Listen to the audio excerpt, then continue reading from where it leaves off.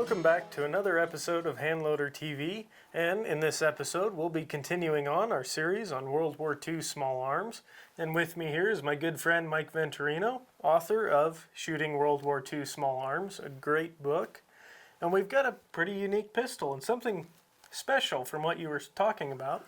This is very personal for me. When I was in the 6th or 7th grade, I don't remember exactly what, I wanted a real handgun. And my dad knew, of course, that I was too young to have a real handgun. So one day, he brought this home. Not this exact one, but the same model. He said, "You want a real handgun? Here it is." He said, "There's no ammunition made for it, so you're safe. But still, you can't take it out of the bedroom. You can't take it out of the house unless I'm with you." And I never, ever violated that. And I didn't know what it was. He didn't know what it was. The funny part of it is, I said, "Dad, where'd you get this? What'd you pay for it? Where'd you get it?" Finally, he said, "I got it from Rossi Butch." I said, "The police chief?" Yeah. He said, he had it. He took it off a drunk, so he gave it to me. Well, I suspect, Dad and Rossi Butch were from the Italian community, and I expect Rossi owed a bill because Dad was a bill collector. And Dad probably said, "Give me that pistol for my kid, and I'll throw the bill away." So that's probably how I came about having it.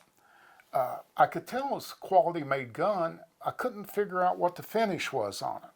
Well, come to find out, as I got older, I found out this is a model 1935A French pistol chambered for their 7.65 millimeter long cartridge. And as Dad said, there was no ammunition available for it in those days. And the finish on it, the reason I thought it was odd, is it's baked on paint, black paint. Kind of like the original Cerakote. Yes, only this was made in 1935. Wow. It's funny, about 1966, I think it was, they started advertising surplus 7.65 French long ammunition in some of the pages in American Rifleman, and Dad said, "Go ahead and order some, we'll shoot it."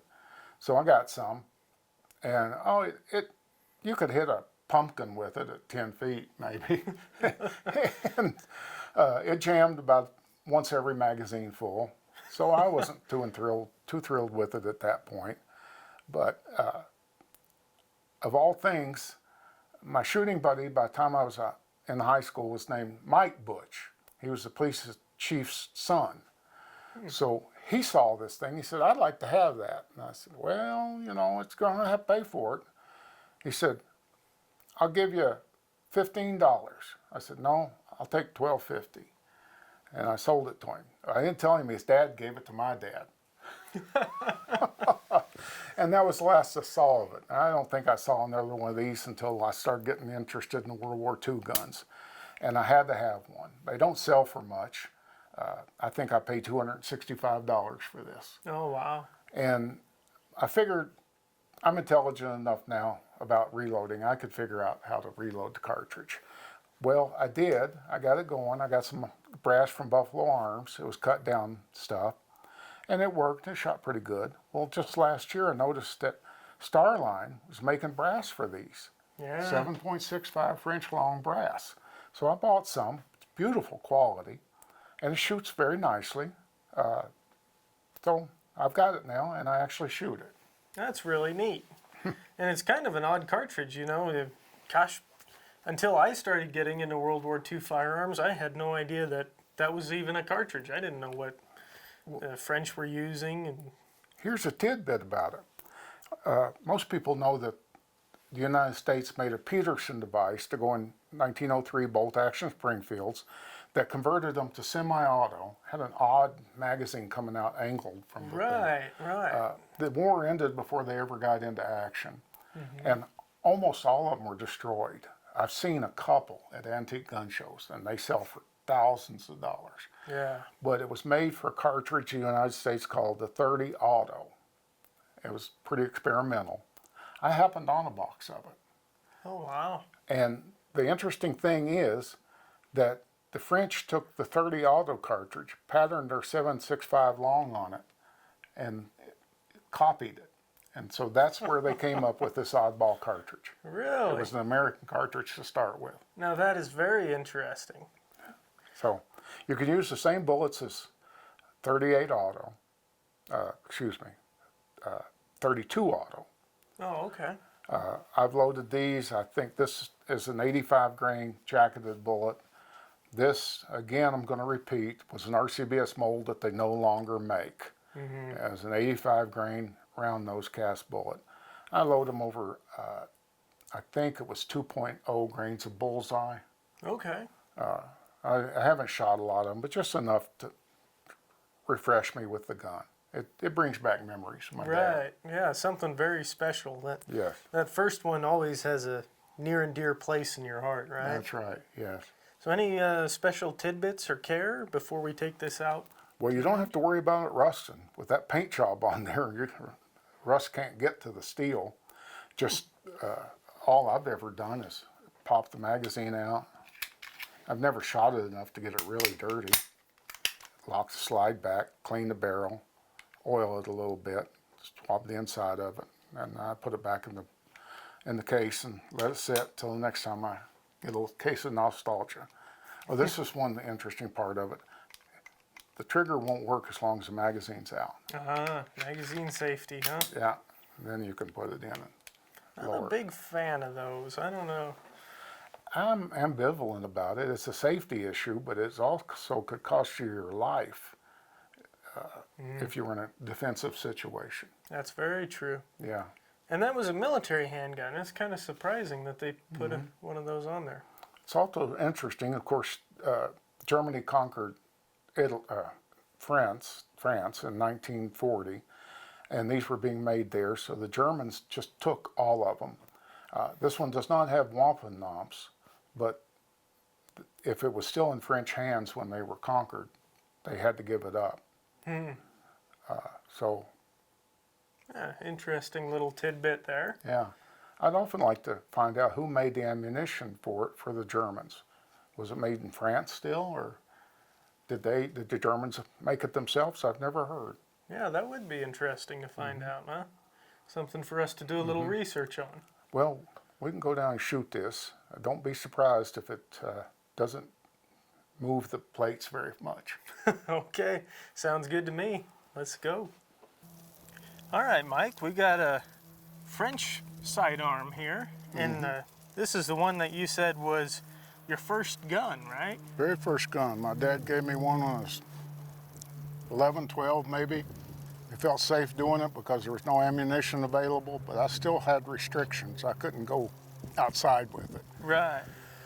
And since Starline started making brass again, they're perfectly reloadable. They're just a little bit longer than the 32 auto.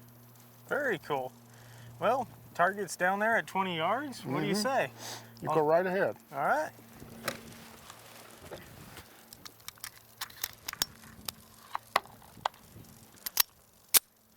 There we go. I'll shoot on that one on the right. See if I can hit that one, huh? Okay.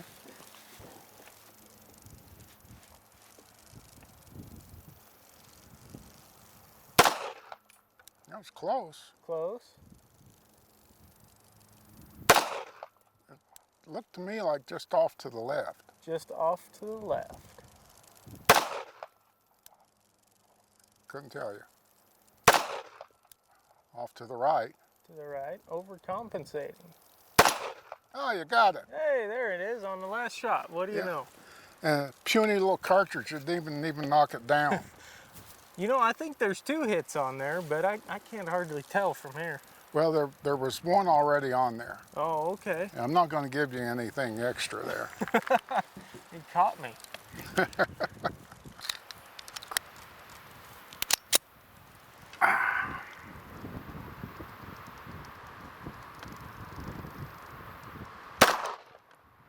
Little high. Oh, you hit it. Both high.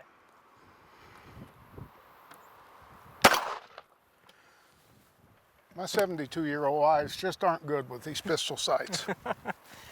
Well, eventually we'll get over to the rifles, and you'll really be giving me a run for my money. With scopes. Yeah. Okay. So we're back in the vault now, and we fired 13 different handguns while out on the range for this whole series. And we thought we'd go ahead and talk about all of them at once at the end of each of these videos. But we'll have individual videos talking about each of these firearms you see here on the table. So be sure to keep an eye out for those. And we did a lot of shooting and a lot of testing with these guys. So I don't even know where to start, Mike. What do you think? I know where to start. I'm a red-blooded American, and that Smith & Wesson 45 is my favorite. I hit better with it. I felt better with it. This would be a good second, the 455 Smith & Wesson. Okay. I can tell you which one I like the least.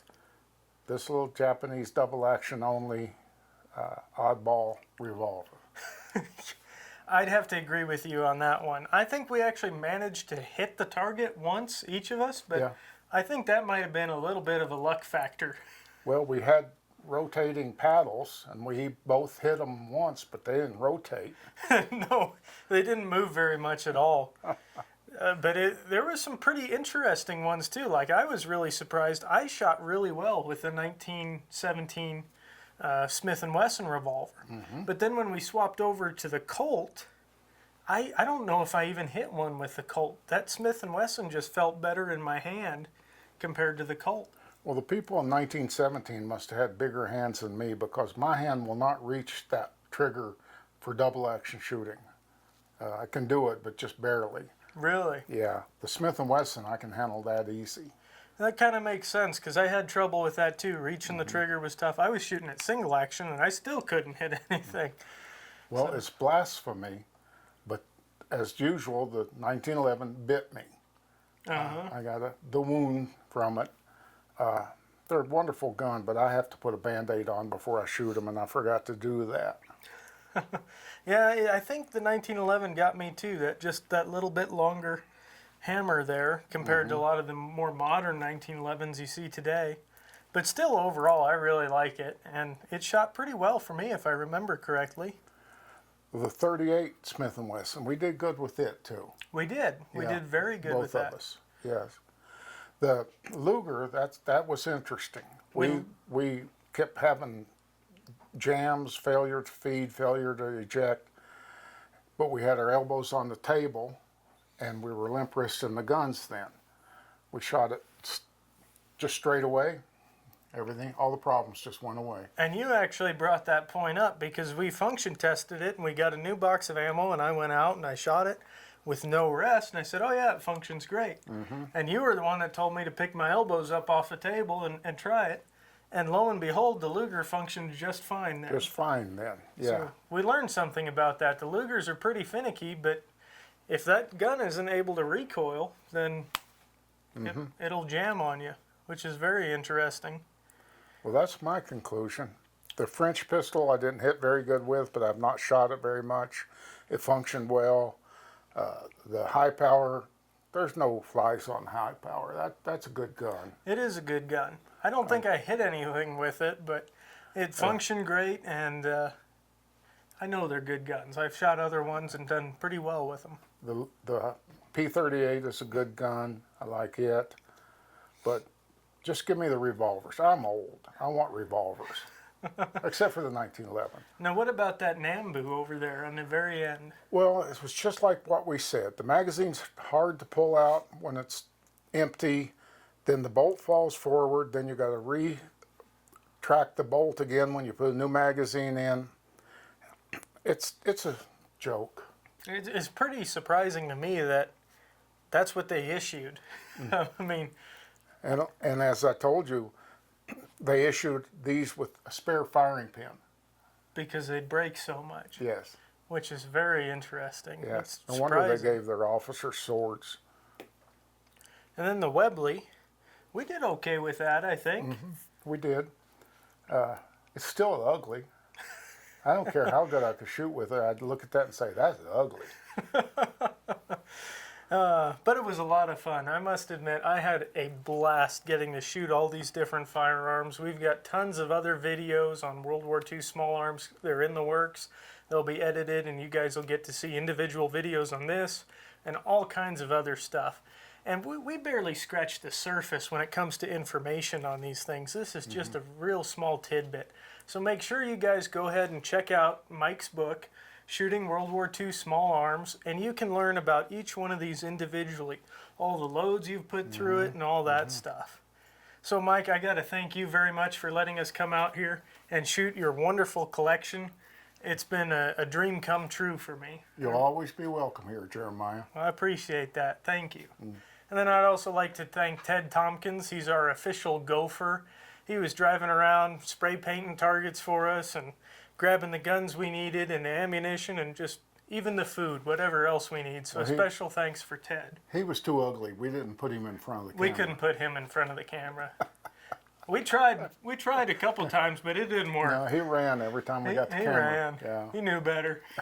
And then I'd also like to thank Chris Downs and Don Polachek for making this all possible. Chris is the cameraman. He does all the great angles and shots you see.